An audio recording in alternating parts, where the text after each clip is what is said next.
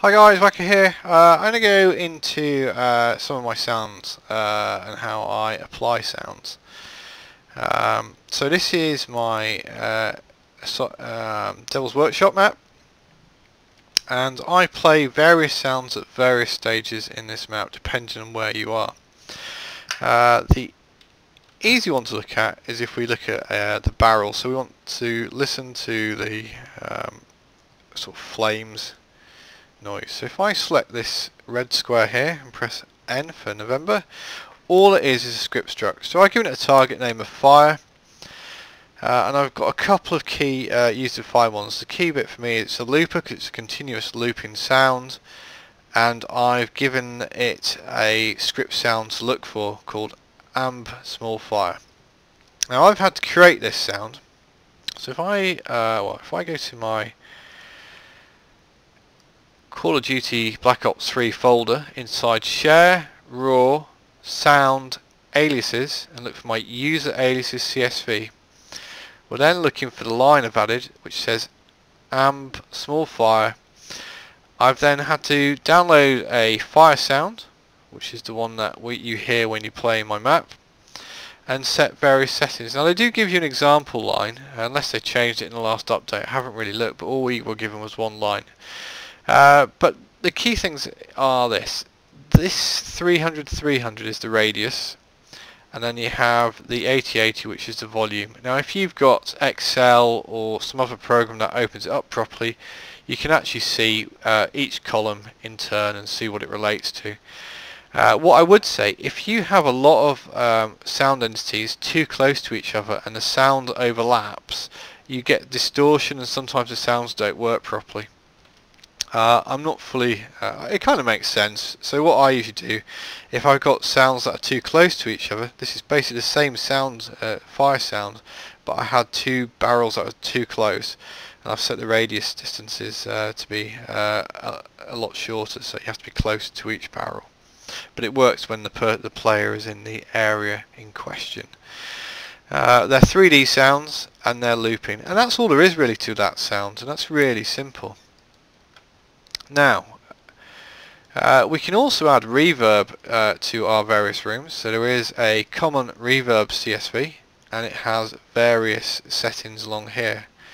So if we have a look, there will be, if I can find the brush in question, there will be a trigger multiple, which is an ambient package. And we set the ambient room type, so ZM underscore factory underscore med underscore room. And again, we should be able to find that in here. Now that's whether I added it here, I don't know, maybe I haven't done this one. I'm picking a really bad example. Awesome. So that's a really good example of what isn't in there. Why have I just shown you that one? Who knows? Anyway. Let's go to another one. Golly gosh.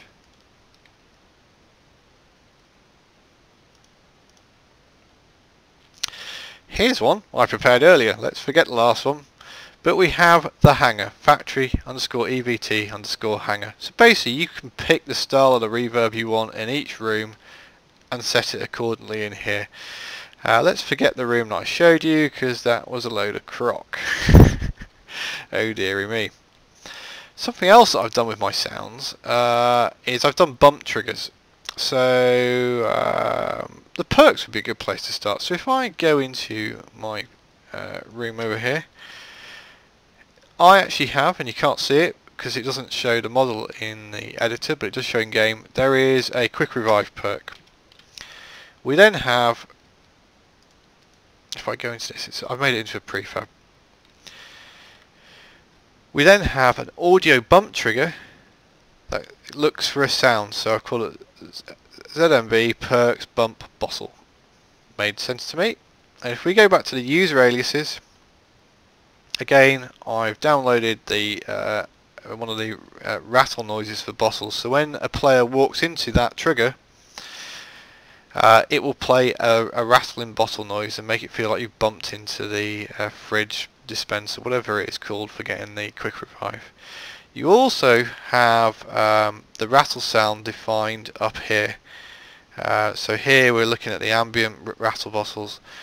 I'm unsure why you need both, but without it, it doesn't seem to work. So you have a script struct up here, and that sort of plays the sound. But for some reason, I've also found I need to set a user-defined entry in here. Perhaps if I had time to play a bit more, I could work out why I've had to set in my user aliases this twice. I will actually put these up as an example, so you can copy and paste them into your own lines. But it works really well. So when we actually play my map, you can run around and bump into that, and it'll rattle and make a bottle noise. You might want to do it with barrels, so I could put one around the barrels. We can have a barrel noise. I've done it with my chain link fencing. So if we can find an example over here. So all around here we've got the chain link fencing, so if I press that you can see it here. So when you run into these, it rattles like a chain link fence would rattle. That's really it for sounds. I don't think there's a lot to say about them. If you've used COD World at War, it's a very similar format. The one element in sounds I don't seem to be able to get changed at the moment, I think Treyarch need to give us a bit more information, is changing the vox for sounds. So you know the round, start, end and the voiceovers. We need those files so we can tweak them. So I have a load of new custom sounds I want to use, but I can't apply them yet. The other thing I did have, I don't know if people have played my map in detail, but when you throw a grenade in this area, it affects his body. So this guy hangs by a rope and he'll start swinging madly. If we select him, I've also put on a rattle scream, a rattle sound, and it happens to be a screaming bloke. That rattle sound is pulled from the user alias CSV. So if we look for the dead scream, it will be somewhere. I should really just use search. It's not there. Oh, there it is, it's up there. So we've got a scary scream, and that's where that noise comes from, and that has scared a few people after watching people's live streams. It's been quite fun in the reaction. You may also notice that I've added extra parts into this door. That now costs 25k to buy the max ammo. So that was really sounds. If people want a bit of help on that, I'll try and do a written tutorial, but you should also look in your Call of Duty folder, go into Docs, Mod Tools.